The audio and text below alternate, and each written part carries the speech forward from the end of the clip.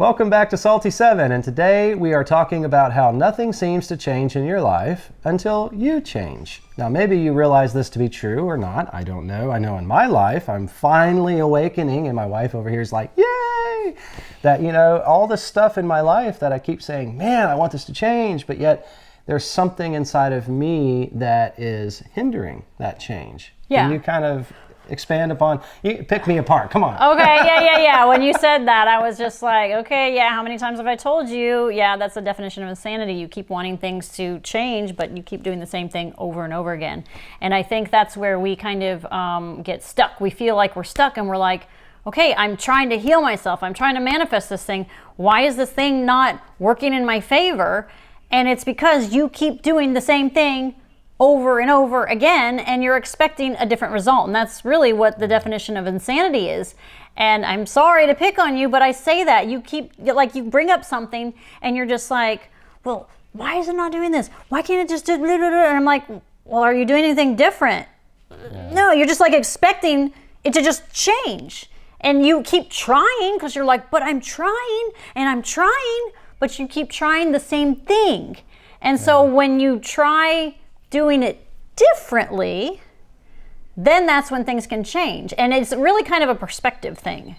Yeah, so the last, month, I've been doing a lot of integration after a Dispenza event, and that's been a big thing, is this understanding, like a new level of understanding for me, that when I come at a problem, or if I'm coming at a belief from a different perspective, then that's actually coming from a higher level of consciousness. And that's been really real for me, that I kind of snapped to a couple things, like made new synaptic connections, as they say, when I think about rereading a book, right? When you reread a book and there's like new aha moments that we have when we reread a book, and we're like, well, I just read that, but yet I'm getting new information from it. And that's just a real easy example of how when we come from a new level of consciousness, everything that we see that we used to know is really new to us. I was talking with some guys the other day about the old scripture where it says, you must be born again, right? And I was thinking about that in a very holistic, anti-Semitic way. It's like, oh, with a new level of consciousness, we are like a newborn babe. Because how many times from an event have you been at where you get upgrades? And I remember one specifically in Orlando, you were like, you didn't even recognize me. And it took a while. Like, who is this guy that's looking at me? And you're like, whoa. You're like looking at all this stuff with new eyes. Yeah. And that made that whole statement that ye must be born again take on a whole new approach, right? And they said I was looking through a new set of eyes, like it was a new body, new set of eyes. And I think that's where we get stuck when things don't change, is we're not looking through a new set of eyes. We might even change a little something. They're like, okay, well, let me do this little thing a little bit different and see if it changes, and it still doesn't. And so we're like, well, what the heck? And it's because we haven't changed. Our subconscious is still running that same program. It's just like when you drive to work. I mean, you don't even realize it. Sometimes you're driving and you're like, oh wait, I missed my turn, because you're actually driving somewhere different, but you subconsciously are like, oh, I always go this way. And so you are just letting your subconscious be in control, and that's why nothing is changing. It's like, okay, if you want to go somewhere, if you want to go to California, well, you need to go this way, and you need to break that habit of always just going this way. And so it's the same thing with your brain. Okay, you're just always going this way. Tell your brain a little something different, and then it's like, whoa, okay, something's different, and it awakens, and then the universe hears that you're ready to change, you're ready to make a different turn, go a different direction, and the universe is like, okay, they're ready, here you go, here's your new your new adventure. Yeah, right? So let's break it down into maybe some categories, because as you were talking, I was thinking, oh yeah, there's this. So yes, there's the subconscious element, right? That computer program in our brains that's always churning, and it's creating thoughts that go out into the vortex, which the universe hears, and then it brings back to us, right, what we're sending out. So there's that element. There's our conscious language that we speak. So there's that element that, if things aren't changing in your life that you would like to change, I'm trying to lay out maybe some bullets, right? So subconscious, your conscious language, and then just your level of consciousness, right? So, and there might be one or two others, but those are the three that I was thinking while you were talking. And so let's say there's a particular situation in your life that you're frustrated that hasn't changed yet. So if you look at it from a different angle, maybe that problem becomes a benefit, right? So it doesn't have to change at all. All you did was come at it from a higher level of consciousness, and you looked at it from a different angle. How many times have you heard people say, oh, well, there's a silver lining to that? Well, that's actually looking at it from a different perspective, right? I just got goosebumps after I said that. Yeah. You know, I mean, Well, that's, and so maybe the problems that you're trying to change in your life were divinely placed by the universe to assist you in changing your perspective, and they really are blessings, right? So that's just another aspect of changing something in your life. Maybe it doesn't need to be changed at all. That's true. And then I can think of like an example. For example, let's say you want to get a new job and you're stuck in this job and you're like, I'm sick and tired of this job. And that can go on another topic we want to talk about living in lack. But it's like, why is this job not changing? I want this new job, and I keep putting it out to the universe. I want this new job. I'm applying new places, and I'm not getting the new job. Why is it not coming? And you're like, well, I'm changing. I'm looking for a new job, and I'm wanting something different. You know, I don't want to work this career path. I want this career path. So I'm trying to change. Why isn't it changing? Well, and like you said, maybe it's a lesson. Maybe there's something at your current job. You need to look at it at a perspective like, well, I have a job. I'm thankful to have this job. Maybe there's something I still need to learn at this job. Maybe you're not good with working with others, or you disrespect management. I'm not saying that, but you know, there's just like some little lesson that you haven't opened your eyes to in that current situation. So I like that about, you don't physically have to like, okay, I need to change this, but just change your perspective. Well, I want to use your same hypothetical situation, and we can exemplify one of the 3 bullet points I mentioned, which you were mentioning change your perspective. But I also mentioned one of those 3 main bullet points about changing things in your life could be just your conscious language. So using your hypothetical situation, if that person is going to work every day, grumbling, looking in the mirror while they're getting ready to go to work, I'm mad, I'm frustrated, I don't want to go here, right? They're thinking, that's their conscious mind thinking those thoughts. And then they're in the car, mad at cars getting there, and then they're at work, mad at their coworkers. They're constantly exuding this conscious language, whether it's audible or a thought, but it's conscious. And that's going to, I guess you could say, come forward in any applications they present for a new job. It's going to come forward in any interviews that they actually do get, because that conscious language is creating the vortex that the universe is providing back. And so if they're constantly sending out anger, frustration, resentment for the current job that they have, then the universe is going to be constantly giving that back. And now we may be talking like we're experts here, and I'm going to be the first to tell you that we're not experts, but we're learning. And I think that's the cool part, that we're on the journey together, and I thank you for that. And we are trying to be as patient with each other as we can, as we both are ratcheting up in a level of consciousness. And that's something that we've always kind of teased, is talking about relationships. But just a little snippet, it's like we're kind of ratcheting up. She may go up a little bit, I go up a little bit, but we're together. And, you know, as far as being experts, it's like, well, I'm just thankful that we're conscious, that we're able to speak of this to you all in a humble manner and try to help, you know, elevate everyone's consciousness. That's what we want to do. Now, on the subconscious level, and want to tackle that, there could be let's use the same hypothetical to keep it all consistent. You could have limiting beliefs, and that's another topic as well, but you could have limiting beliefs in your subconscious that are saying you're not worthy to have that better job. And there could be another limiting belief where your parents, you as a child watched your parents stay with a job because that was the safe, secure thing to do. And that might be true for your parents, but it's not possibly true for you today. But that's the limiting belief that got programmed in your mind. That's true, yeah. There was a guy, Dave Ramsey, and I love this story. He was talking in one of his books I was reading about cutting the tail off of a duck or a chicken, something like cutting the back end of a bird off before you put it in the pan to put in the oven. And he was making a joke because he was watching his current wife do that, and he asked her why, and she didn't know. So he asked the oldest living relative why, and it was because that oldest living relative had a pan too small. But his wife had a pan big enough. But it was just a program that we have to do this, Yeah, right? yeah. But the real reason was because the pan was too small 3 generations ago.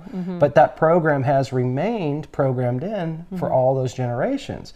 And so I just challenge everyone here, take your time, of course, but over a period of time, really practice to be consciously aware of these possible programs that you don't realize are running, that you received from your parents, or you received from your friends, or you received from your friends' parents, or you received from coworkers. I mean, it's broad, the spectrum of where these programs came from, why they're there, and they're running hidden in the background. I love Bruce Lipton, would love to have him on our show. I'm going to manifest that.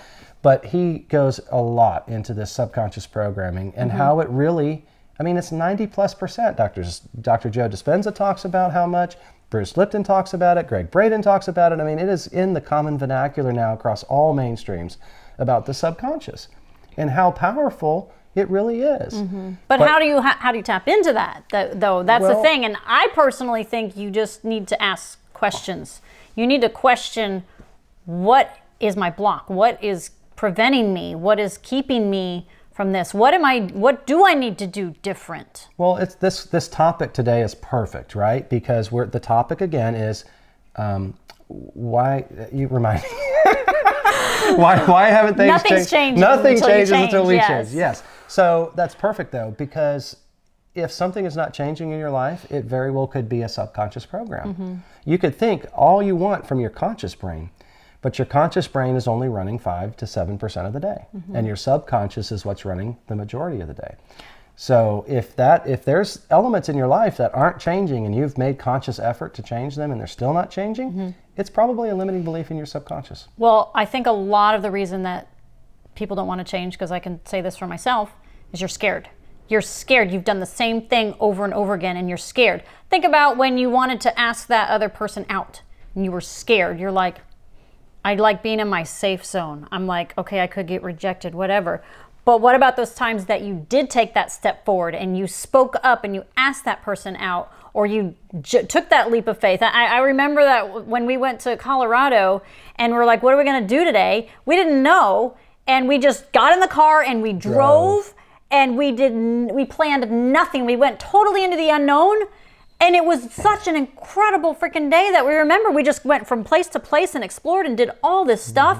And even the kids, it was incredible because we just were like, whatever. And that's kind of what you need to do about the changing, is just kind of just get out of your comfort zone. Because look back at your life and reflect at the times that you did. Now, okay, you're going to go, yeah, but that one time I got rejected and then the car crash, or, just something stupid happened. That's going to happen. Yes, that is going to happen. It's not always going to be like flowers and butterflies, because sometimes you have to go through the fire first for the phoenix to emerge. So you might make that jump, you might make that change, and you're like, oh crap, what the heck did I do? Now all this stuff is falling apart. Well, it's falling apart so something beautiful can come out of it. So now sometimes you make that leap and that girl says yes, Woo, yay, okay, great. You took that leap and it worked out. But a lot of times if things crumble, it's either it wasn't meant to be, or it's working things out to be even more beautiful than you expected. So 3 things, I think it's 3. Take it easy, take it slow. Subconscious programming is a very real deal. That's our mainframe. That's our whole being that's been programmed in, and that was done on purpose because there's millions of rules of social interaction that we garner over the first 7 years. That we just do it by a sponge. We're in theta, we're in hypnosis, we're soaking it all up. There's nothing wrong with you, but just take it slow. Work through them little bit by little bit. Find trusted people that you can talk to, like Cheryl, you'll tell me when I'm doing something. I'll be like, oh, yep, that might be a program. And I try to politely tell you. Politely. Sometimes it's not so polite. But anyway, just saying, your spouses, your partners, coworkers that you really trust, friends that you really trust can help exhibit or exemplify maybe some of these programs that you have. And again, the universe has your back. And I think if you're not, like Cheryl was mentioning, being scared to make changes, and I can totally empathize with that. You do small things, and you will build a trust, faith, confidence level in this fact that the universe has always been there for you, not against you. And it's a beautiful thing when you start developing that level of trust. Like when I was out of town, I ended the Dispenza event and I was going off. I didn't know where I was going to go. And I just purposely said, you know what, I'm not going to plan it. And it worked out beautiful. And I can tell you there were so many other examples on that journey that really made me realize the universe is something that I can have faith, trust, and confidence in. That was 2 things. I may think of the third. Well, I think that's kind of the bottom line, is just to surrender and trust in the universe, because the universe does have your back, even though you don't think it sometimes.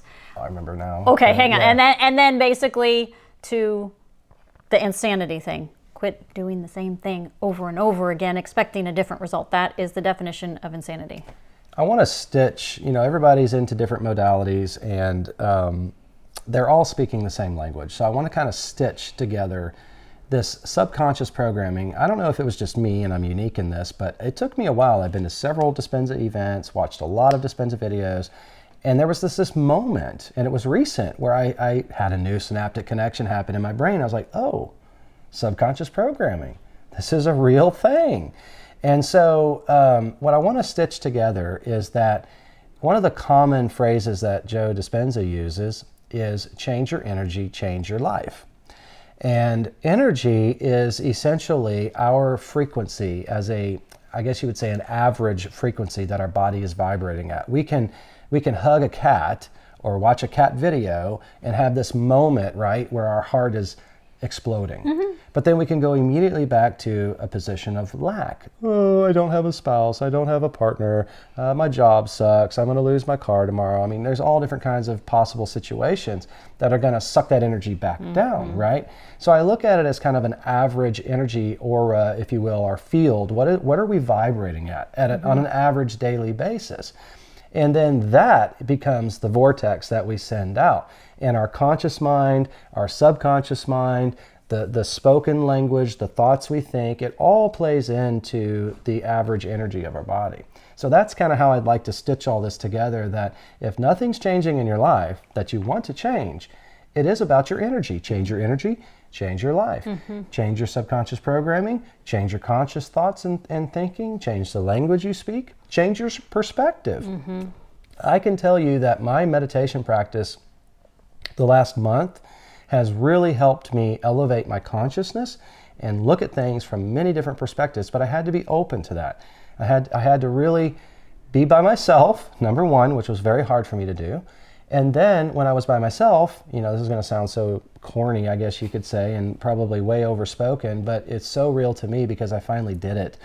I sat with myself long enough to truly know myself, to let the things inside of me rise up, not hide it, not drink it away, not, let other habits or distractions come in to drown out these feelings, and just let them come up. And it was very uncomfortable. Mm-hmm. And then as those feelings came up and I loved into them and I accepted them and then I let them go, it was amazing how the meditation practice improved.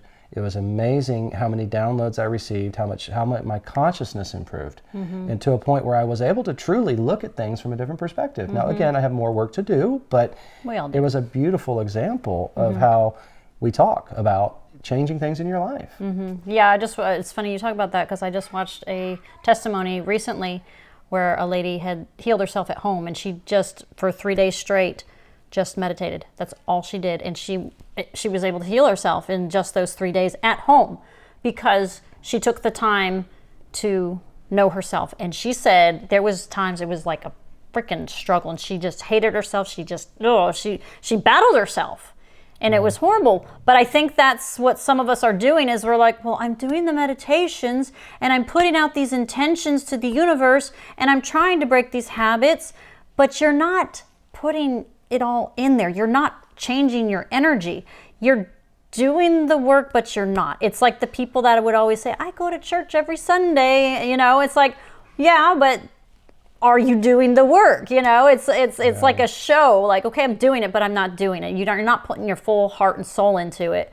And so I think that's where the change actually comes. And you hear about that when people are like, I stopped trying to fight the cancer, and I just learned to love myself. They're raising their energy. And I think that's a lot of what it is you're just, and then that's like when they came out of meditation and they're like, and they go right back in it again. They're just like, you really got to put forth the effort. That's where the change comes. Okay, you do a meditation every day, great. You've changed something in your life. Okay, that may have changed your life some, but how much is it changing your life? Because how much are you really changing? You're like, well, I'm just putting in my time. That's not enough. Yeah. It's the intention, I think, behind it. And yes. And that's a little teaser, because I'll probably do some videos about this as well, but I'm really motivated. It was another download that I received, and then there were several synchronicities after I got the download to do this, but I want to do 30 days consecutively every day, a walking meditation.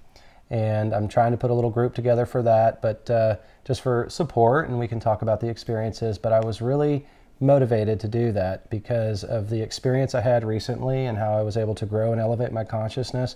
And the download I received was basically that I am going to be incapable. This was what for me anyway, was I'm going to be incapable to continue my spiritual evolution if I don't start focusing on two things. One is this vessel. And I know there's some dichotomy, if you will, on what you eat, what you drink, how you breathe, all these things. Some people say, well, that's not really necessary. They make jokes about people's diets, but the message I got, and it was very real, it resonated in my heart, is that I must take better care of this vessel and, purify this vessel, because this is what the spirit is in. And then the second thing was the 30 days of doing a walking meditation to set the intention during those meditations to regenerate my soul and regenerate my cells in my body. And getting a little emotional because it's not going to be easy, it's going to be hard. And I know that there's going to be things that come up through that process as well. And so I share this as another example of intending, but also putting the effort in. If I want to make changes, I've got to change my energy. And there's no better way, I feel, to do that but to do those things. Hey, and change is not easy. I mean, if change was easy, everybody'd be doing it, right? It'd be like, no big deal. Nobody likes change. Oh, I guess some people might. But that's why.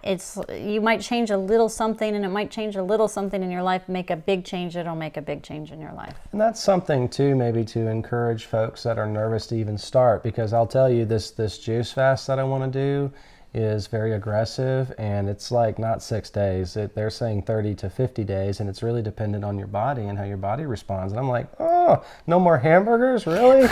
And then, of course, after the juice fast, they're saying raw vegan for a while to re-nourish your intestines. Now, again, I'm not soliciting this for everybody. It's just something that I've been motivated and called to do. And I feel like it's going to really help my spiritual journey.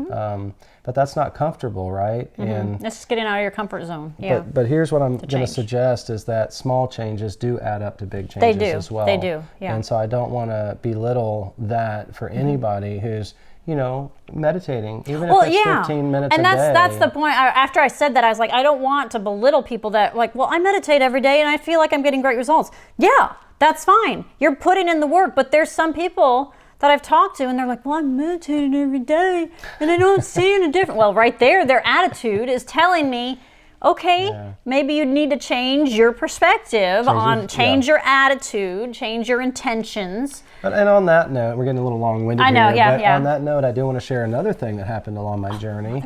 There was a lot. But I realized that I was in that boat, right? I was in that mode of thinking, it's like, I love how Dr. Joe does it. He's like kicking the can. He's like, oh man, I got to do another meditation. And I have to be honest, I had moments like that where it's like, oh, really? I know I need to do it. And, but it's that persistence and consistency, right? And then after a while, I started having these really amazing things happen, felt wonderful, new epiphanies, downloads, synchronicities. And it's like, oh, now I have a newfound love and joy in continuing to grow and evolve. And so look back and reflect on the times that, like the remember this feeling thing. Remember this feeling. Sometimes you look back and you're like, yeah, I'm so stuck. And then you can reflect back on the last year and you're like, oh, okay. So I am doing things right. Oh, I did this thing and then that changed. Okay, so it's, again, a perspective. And here's something else that may motivate some of y'all to get off the couch, so to speak, is I am 12 years younger than I should be. And I think when we get your test done again, she may beat me. She may be 15 years younger. Now, how cool is that? To be able to reverse your aging. And we have done nothing but meditation retreats. Yeah, I didn't do any kind of special diets. In fact, my diet's worse.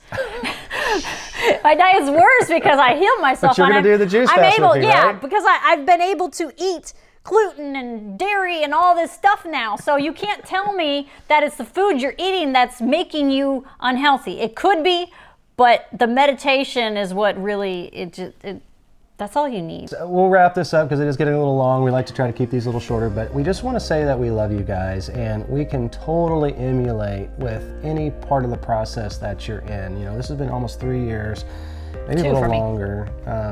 Yeah, and it has been an awesome journey, and there have been times where it's been very difficult, and I think it's so cool that we're able to share in what I would think is the most humble, tangible way to you all these things. And some of these things are not easy, and so we just want to say that we love you, and we're so grateful that you're watching this, and just keep at it, keep the good fight.